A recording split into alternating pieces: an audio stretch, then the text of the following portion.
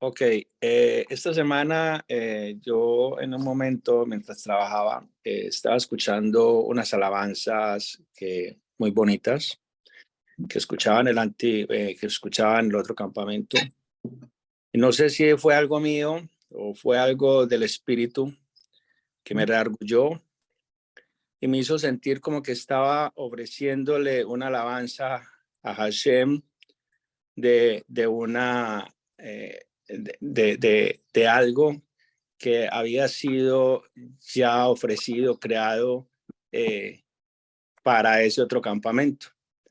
Entonces, no sé si fue algo mío. Entonces, la pregunta es, ¿qué repercusión tiene eso? ¿Eso está bien? O sea, Bien, cuando lo leen, sabemos que no es real, o sea, que no es hacia el Dios de Israel. ¿Ofreceré a Hashem lo que ha sido ofrecido a otro Dios? no puede.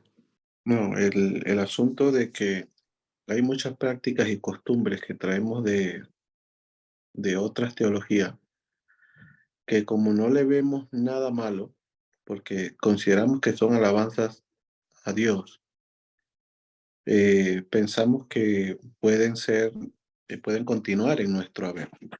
O resulta y pasa que cuando estábamos en otra teología, la mente nuestra asociaba a que Jesús es Dios. Y muchas de las alabanzas que se escribieron y que se cantan hoy en medio de las comunidades cristianas y algunas católicas, el pensamiento es que Jesús es Dios y se cantan en honor a Él, pero pensando en que Jesús es Dios. Que si yo le doy a Él es como, está bien porque Él vino y entonces el Dios hecho carne. Ese pensamiento, ah, pues dentro de la costumbre hebrea, no está bien, ¿vale? Porque Jesús no es Dios. Jesús es un hombre que fue investido como Mashiach, otra cosa. Pero no se le puede ofrecer a Jesús la investidura de Dios porque él mismo lo dijo y dijo, yo no soy Dios, yo soy su hijo que Él mandó a este mundo para que viviera aquí. Entonces, el asunto de dirigir las alabanzas en esa dirección eh, no nos llevan a una práctica muy buena. ¿Por qué? Porque eh, el, el pensar en Hashem es algo más infinito. ¿Ok? Pensar en que Hashem puede recibir las alabanzas de todos, pero que esas alabanzas fueron escritas con otro propósito y que Él se va a hacer de la vista gorda y va a decir, no, no pasa nada. Como tú estás pensando en mí, entonces no pasa nada. No, es una idea preconcebida un poquito extraña, pero la costumbre sería de que si se desea acercarse a Hashem por medio de alabanza, usar las que ya fueron escritas dirigidas a Hashem. ¿Ok?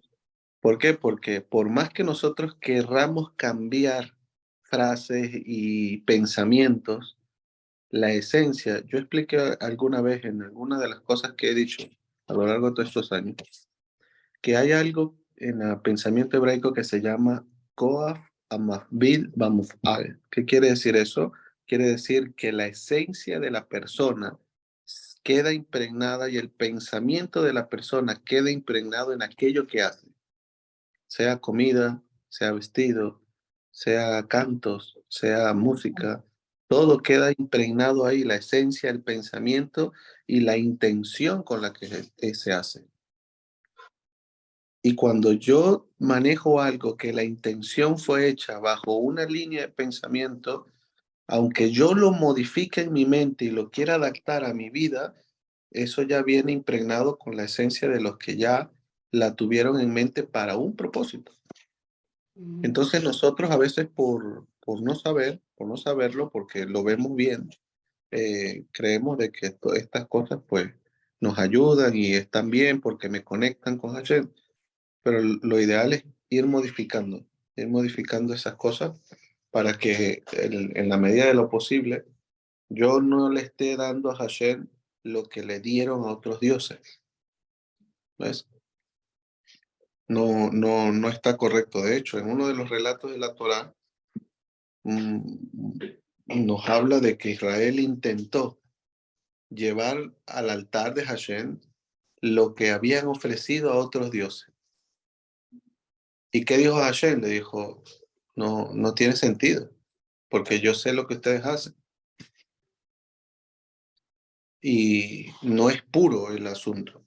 Pero cuando hablamos de pureza, cuando hablamos de integridad, el pensamiento tiene que estar ubicado en Hashem, las palabras tienen que estar ubicadas en Hashem, pero el elemento que yo estoy usando para acercarme a él tiene que ser que haya sido dirigido hacia Hashem. Si yo cojo este pan y lo hago pensando en que yo se lo voy a dar al dios Moloch, ¿vale? Pero lo pongo en la mesa de Shabbat para Hashem, ya ese pan no tiene ningún sentido que esté en la mesa de Shabbat. Porque mi pensamiento al momento de hacerlo estuvo dirigido hacia otro lugar. Por eso nosotros enseñamos que cuando se hacen servicios a Hashem, nuestra mente tiene que estar ubicada en Hashem. Nuestro pensamiento tiene que estar ubicado en Hashem y los elementos que usamos para acercarnos a Él tienen que estar hechos según el pensamiento que nosotros estamos ubicando. Por ejemplo, un talit. En Israel, todo el mundo vende talit. Vas a tener negocios sobre negocios de gente que vende talit. Pero los musulmanes también venden los mismos talit. Incluso más barato. Entonces dicen, no, pero es que aquí está más barato. No compres eso. ¿Por qué los rabinos no compran en esos sitios? Porque por mucho que sea talí, por mucho que tenga zikzit, por mucho que sea más barato, la intención con la que se hizo fue económica. En cambio, un rabino que hace un talí y que invierte tiempo en él, cuando lo hace pensando en que ese talí va a servir para servir a Hashem. En su pensamiento está en fabricar algo que acerque a la persona a Hashem. Entonces, eso va con la música, va con los elementos litúrgicos, va en muchas direcciones, que si nos ponemos ortodoxos, hasta la ropa. Pero como no podemos ponernos al extremo, entonces hay que pensar de que hay cosas que yo puedo redimir, ¿ok? Pero hay cosas que no se pueden redimir, que ya traen la esencia de la persona. Amén. Y eso es algo que ha sido una lucha, porque el pensamiento de muchas personas traen a la costumbre hebrea cosas que parecen que están bien. Y uno dice, pues yo no le veo nada de mal. O sea, es un canto, o por ejemplo, traen a casa una menorá, oye, y lo tienen en casa, una menorá. Una menorá en casa, pues vale, es una menorá. Pero según la tradición y según lo que dice la Torá es, no harás réplicas de lo que viste en el cielo, no harás réplicas en la tierra. Solamente lo que yo te mostraré, le dijo Hashem a Moisés, es lo que harás. Por eso es que en la casa nuestra nosotros no tenemos menorá, tenemos Hanukkah. Y sin embargo, procuramos que la Hanukkah no sea igual a una menorá. ¿Por qué? Porque no podemos replicar de lo que vio Moisés para hacer en el templo, no lo podemos replicar en la tierra. Y la menorá que tienen allí en Jerusalén, que supuestamente es una réplica, que la tienen expuesta. Claro, la tienen expuesta porque el propósito de esa es que sirva para la inauguración del tercer templo. Ah, ok. La segunda la destruyeron.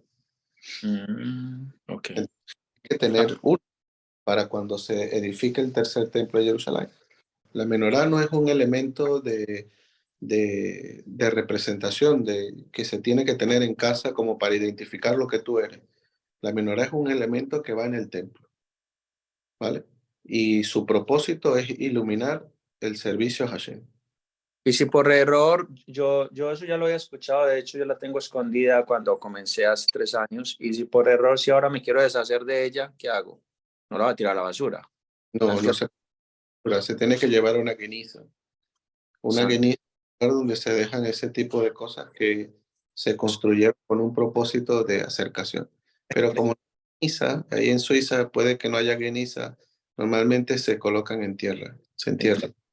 Igual con un Sixit se rompe, queda inutilizable, no lo puedo descartar a la basura porque lo he usado para rezar y para todo. Entonces lo tengo que enterrar, ¿vale? Bueno, para complementar tu idea, yo creo, se me acaba de venir a la mente lo que hizo Elías. Ujú.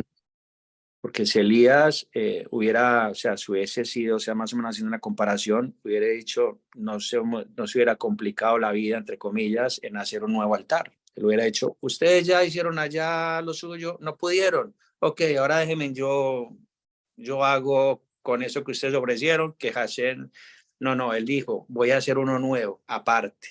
Sí. More, quería también preguntar, ¿no? Porque este tema, ciertamente cuando nosotros llegamos para la conversión a Benei Noah, ¿no? Y están las 7 leyes universales que Sí. indican y establecen este tipo, la guía 1, 2 y 3, establecen ciertos criterios que dice el hermano, pues, que hace la intervención con respecto a Yeshua.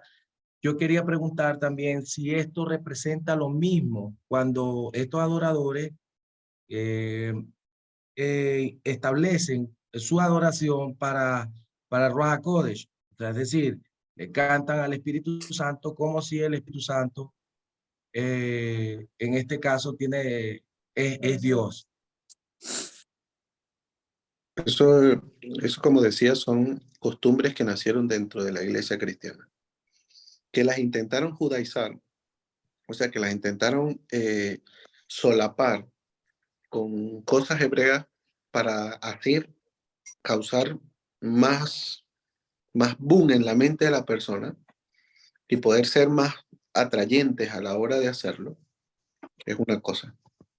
Pero cuando nosotros analizamos cada una de estas costumbres, pues cada una está llena de un poquito de idolatría.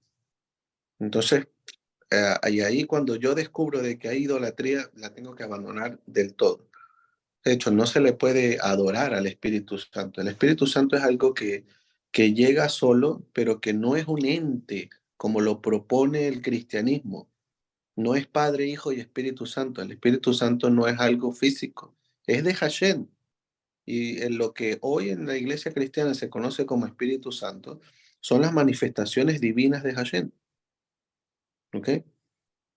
¿Y por qué se le dio nombre dentro de la iglesia cristiana o dentro del concepto judeo, dentro del concepto greco-romano? Porque aquellas manifestaciones que vieron los apóstoles y que vio Israel de las manifestaciones de la presencia divina, pensaron que eran otra cosa aparte de Yeshua, que era otra fuerza y empezaron a dividirla. Las cosas que hacía el Espíritu Santo y las cosas que hacía el Hijo de Dios o Dios hecho carne. Cuando fue avanzando la teología cristiana y fue creciendo y se convirtió en un movimiento tan pesado como el que tenemos hoy, el concepto prevaleció. Entonces, el Espíritu Santo está puesto en el mismo lugar, pero a la izquierda de la Trinidad. ¿Ves? Entonces, los igualaron a todos pensando en que eran entes diferentes, pero que estaban en el mismo lugar. No, todo viene de Hashem. Entonces, esas expresiones que hoy vemos dentro de la teología cristiana, de personas que reciben el Espíritu y se revuelcan, dan a alguien por la frente y este se cae, no son más que actos de show, es un show, ¿vale? Porque dentro de esta misma sala hemos tenido personas que han estado en la misma situación y que le han dado por la frente y ¿qué pasó con el espíritu? O sea que usted no pudo recibir el espíritu. Eso no es así. O sea, no tiene el poder el hombre, menos que sea un golpe extremadamente fuerte, para tú tumbar a otro y que esta otra persona se revuelque y está recibiendo el... De hecho, las manifestaciones de la presencia divina nunca fueron en magnitud de deformar al hombre, sino que las manifestaciones divinas de Hashem fueron para que el hombre entendiera lo que estaba pasando. Un texto que nos enseña esto es el asunto de cuando se reunieron los apóstoles y dice el código real, y bajó la presencia divina en forma de lengua de fuego. Y la presencia divina se posó sobre ellos, pero claro, tú lo lees en la Reina Valera y dice el Espíritu Santo. ¿Ok? La presencia divina bajó a ellos y dice, y ellos empezaron a hablar en lenguas. Y de ahí ellos se agarran para decir que cuando están en el Espíritu Santo tienen que hablar en una forma que no tiene sentido. Pero resulta y pasa que el texto sigue diciendo, y los que estaban ahí reunidos con ellos empezaron a preguntarse, ¿no son estos galileos?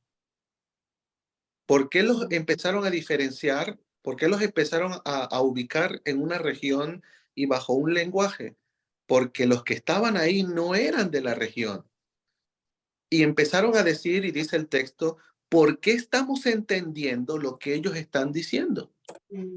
Ah, porque los que estaban ahí no hablaban hebreo y tampoco los hebreos hablaban el idioma que ellos hablaban para poder estar en el mismo lugar.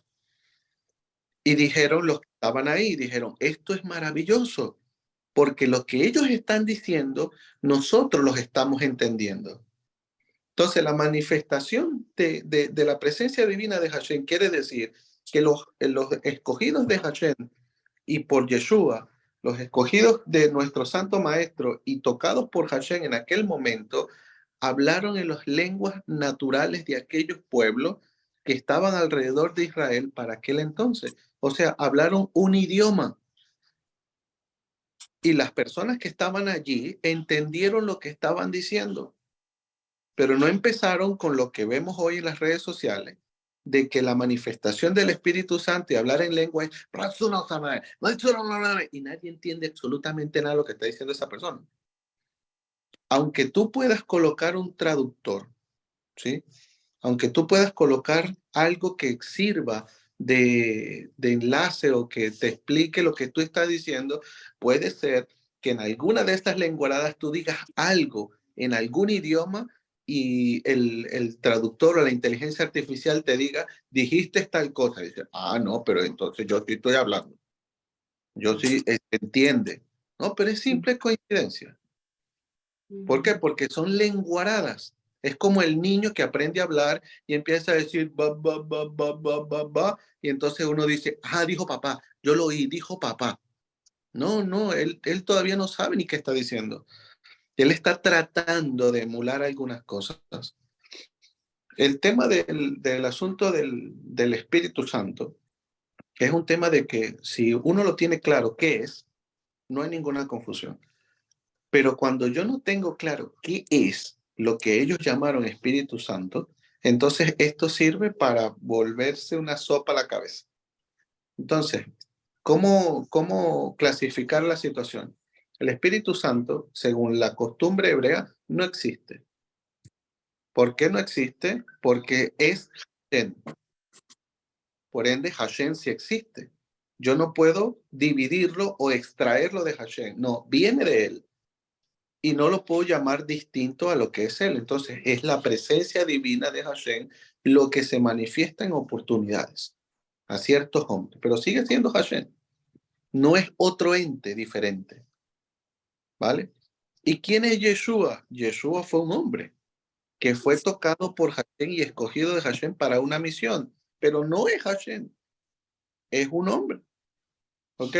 Y esto, saber identificar quién es y qué vino a hacer, es poder saber que el Mesías de Israel no es una persona. Lo que nosotros esperamos de Hashem en Mashiach es que Mashiach, cuando construyó el mundo, ¿ok? O construyó el mundo, vamos a hablar en los dos lenguajes para que nos entiendan las personas que ¿sí? Cuando Hashem construyó el mundo, construyó 10 cosas primeramente. Y dentro de esas cosas que construyó Hashem antes de crear la obra de los 6 días, construyó la vestidura del Mesías, el título, como decir la plaquita que va aquí en el pecho cuando tú trabajas, el carnet. Bueno, el carnet de identificación de Mashiach, Hashem lo construyó antes de construir el mundo. Porque él sabía que el hombre iba a causar, o que la creación iba a causar, o que iba a necesitar un redentor que no fuera él. Porque el mundo no puede sostener la gloria de Hashem, se destruye. Entonces él construyó, dijo, el mundo va a necesitar un redentor, alguien que se conecte conmigo y que atraiga mi misericordia. Y construyó la vestidura. Y en diferentes oportunidades en la historia de Israel, Hashem le ha tocado ponerle el carnet a varias personas para que sirvan de redentor. Empezando por Noé, pasando por Enoc, pasando por Abraham, luego Isaac, luego Jacob, y por último el que se quedó con el carnet, entonces fue Yeshua. Yeshua le colocaron el carnet y le dijeron, usted va a ser el Mesías de Israel, usted va a morir por los pecados de toda esta generación. Y él dijo, vale, si puede ser que lo podamos hacer de otra manera, pero que sea tu voluntad, no la mía. Y Hashem dijo, no, tienes que morir en la cruz. Y se acabó. Ah, bueno. Él se puso el carnet, pero no se lo quitaron. ¿Por qué? Porque dice lo escrito, y no hubo más en Israel otro como él, ni habrá. Entonces el carnet quedó puesto allí en su humanidad. Él vuelve de entre los muertos y es llevado al Padre. Como todas las almas habidas y por haber, tuvo que ir de regreso a Hashem. Pero su postura con Hashem no fue en Hashem. Como todas las almas que van al mundo, Hashem toma esa energía y vuelve a él. En Yeshua no, en Yeshua tuvo que darle un espacio y decirle, tú vas a quedar aquí apartado porque va a haber un momento en la historia donde tengas que regresar. Le dice, ajá, pero ¿quién va a volver? ¿El cuerpo o el mensaje? Porque el cuerpo, recordemos que el cuerpo salió de entre los muertos, se levantó y fue elevado al mismo lugar a donde fue llevado Enoc. ¿Dónde está el cuerpo de Enoc? Enoc está en un lugar que nadie sabe cómo está ese hombre ahí con todo y cuerpo. En ese mismo lugar está nuestro maestro. Lo que pasa es que hablar de este tema sin tener los conceptos claros de cómo está dividido el cielo está dividido en 7 partes. ¿Ok? Hay 7 cielos, por eso decimos Avinu Sheva, Sheva en hebreo es 7, ¿sí? Decimos Avinu Sheva Shamayim. Y en cada uno de esos cielos hay una forma de la presencia divina los cubre. En esas divisiones de los cielos fue donde Moisés fue a recibir los mandamientos. Y en ese lugar donde Moisés recibió los mandamientos, donde dice que agua no bebió y comida no comió, porque ¿quién aguanta un ayuno de 40 días sin perder grasa, sin descompensarse y sin morir? Nadie. Moisés era un ser humano. Moisés subió en cuerpo y alma a recibir los mandamientos. Entonces, ese cielo donde Moisés dio los mandamientos y donde puede haber como una suspensión entre el tiempo y el cuerpo y el desvanecimiento y la eliminación de la materia, es el lugar donde se encuentra Enoc y es el lugar donde se encuentra nuestro Santo Maestro. Es el único lugar habitable para un cuerpo sin morir en el intento. Y no es algo que estamos inventando, es algo que lo relata la Torá. Y Moisés subió al monte. Ay, espera, ¿cómo es que Moisés subió al monte? Dice, y la presencia divina descendió. En ese cielo que Hashem puede manipular, que puede atraer o alejar, y colocar al hombre en medio para que él no muera. En ese mismo lugar donde Moisés recibió los mandamientos, en ese mismo lugar se supone que debería estar nuestro Santo Maestro en cuerpo y alma, y Enoc también en cuerpo y alma. ¿Ok? ¿Cuál es ese cielo? Ah, ahí sí no sabemos. Nos dicen que es el tercero, otros dicen que es el cuarto, pero ahí ya la cosa va pintando hacia otro sitio, ¿vale? Que no vamos a ahondar. Disculpe que me extienda un centavo más. Eh, con respecto, cuando dice está sentado a la diestra del Padre, es en sentido, ¿en qué sentido está puesto? Es decir, se nos está diciendo en este momento que, y es lógico, pudiéramos utilizar la lógica humana en base a eso, que para la comprensión me refiero, ¿no? A esto Okay. que está relatando, ¿verdad? Porque ciertamente si Dios y su presencia bajaran a la tierra, pues destruyese su propia creación. La única manera de que la materia de la plenitud de Dios bajara era ocupando el cuerpo de lo creado, ¿no? Es lo que, a lo que me refiero. Ahora bien, si este cuerpo ocupa un lugar en alguno de estos siete espacios designados y creados por Dios para que nuestro justo Mashiach llegue como rey, ¿no? A gobernar, ¿cómo es que ahora escatológicamente escrito está que está sentado a la diestra del Padre? No podemos entender de forma literal lo que se dice en ese texto, ¿vale? Cuando se habla del que está sentado a la diestra del Padre, se está hablando desde líneas de autoridad, ¿ok? De líneas de autoridad. O sea, vamos a imaginar un organigrama presidencial. Está el presidente y debajo del presidente está el vicepresidente y debajo del vicepresidente los encargados y el tesorero. Bueno, básicamente es lo mismo.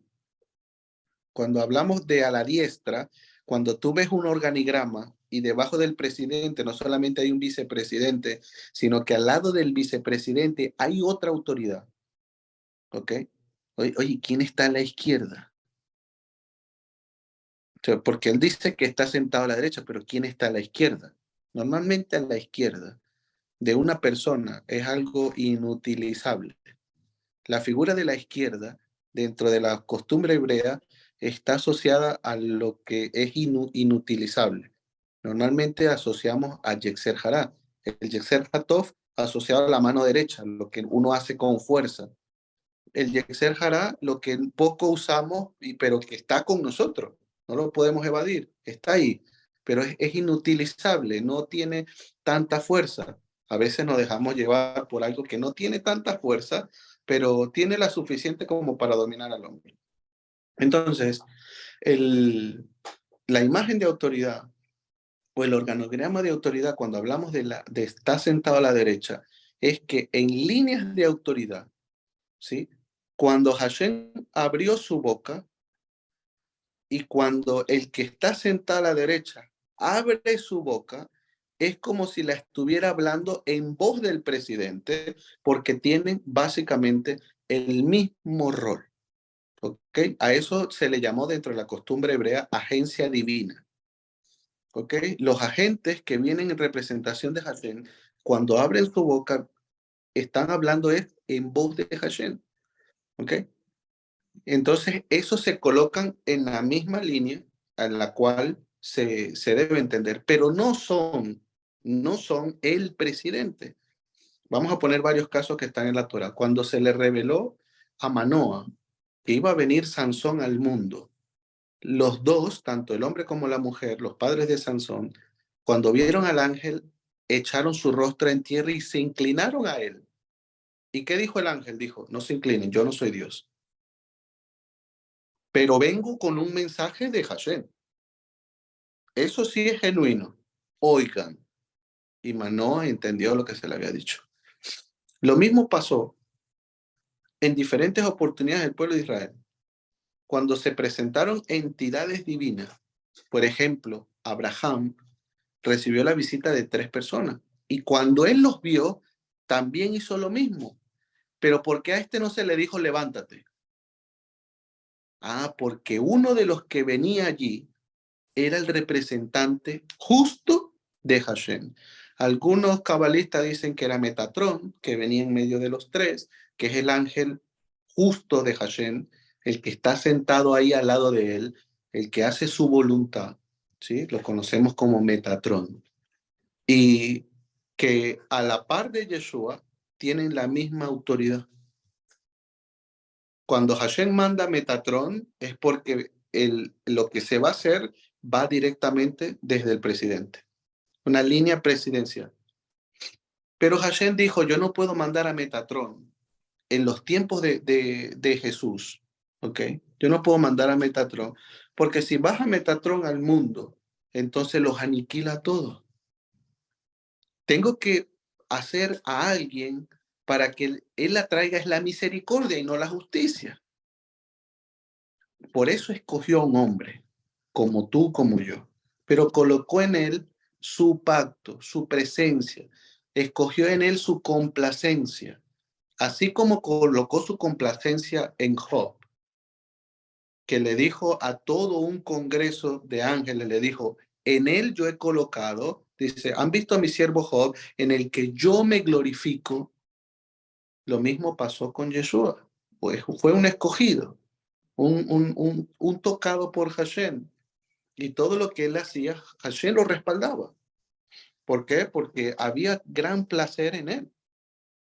Lo que pasó con el asunto de los altares que decía José hace un poco. ¿Por qué no se construyó? ¿Por qué no usó el profeta el mismo altar que ya se había hecho? Porque las palabras del profeta fueron las siguientes y dijo, cuando yo pronuncie el nombre de Hashem, no solamente va a consumir mi ofrenda, sino también va a lamer el agua de las de ustedes. Y no podía Hashem incumplir la palabra del profeta, porque el profeta es un escogido de Hashem. ¿Y qué pasó en ese momento? Aunque ellos habían ofrecido su ofrenda a otros dioses, la palabra del profeta no podía quedar entredicha. Entonces Hashem cumplió lo que dijo el profeta. Vino y consumió primero lo del profeta y luego fue a hacer la obra maravillosa delante de los otros y lamió hasta el agua de la sangre que echaron. Entonces, el asunto de autoridad, de líneas de autoridad, hay que entenderlo bien y se va a entender mucho mejor cuando usted estudie o cuando estudiemos juntos el término o el concepto de clase de yeshiva, lo pueden ver en la yeshiva Or Hayim, el concepto de agencia divina. Concepto de agencia divina es un concepto que te explica quiénes son los enviados de Hashem, qué función cumple, qué hacen, dónde están, por qué Hashem los tiene o por qué Hashem los usa. Y ahí vas a poder entender el rol de Yeshua en este mundo. Vas a poder entender el rol de los ángeles en este mundo. Vas a poder entender el rol del rey en este mundo y el rol del profeta. Porque si hablamos de Espíritu Santo o del que está sentado a la diestra, tendremos que pensar por qué el profeta no está sentado a la diestra, por qué solamente hay uno. ¿Por qué el rey no está allí? ¿Acaso no tiene el estatus digno de estar ahí? Entonces, cuando nosotros los separamos y pensamos que son personas totalmente diferentes o ajenas a la autoridad de Hashem, es pensar erróneamente. Porque Hashem depositó en cada uno de ellos su presencia divina, colocó su mano sobre ellos, los cubrió. Y al momento de que Hashem cubre a otro, o sea, imagina esto, Hashem aquí y el otro aquí abajo. Hashem colocó su mano sobre él y este no hace su voluntad, este va a hacer lo que este diga. Pero no es como este, es otro ente totalmente diferente, pero que es enviado por este. ¿Ok? Todo lo que él diga lo están diciendo desde aquí arriba.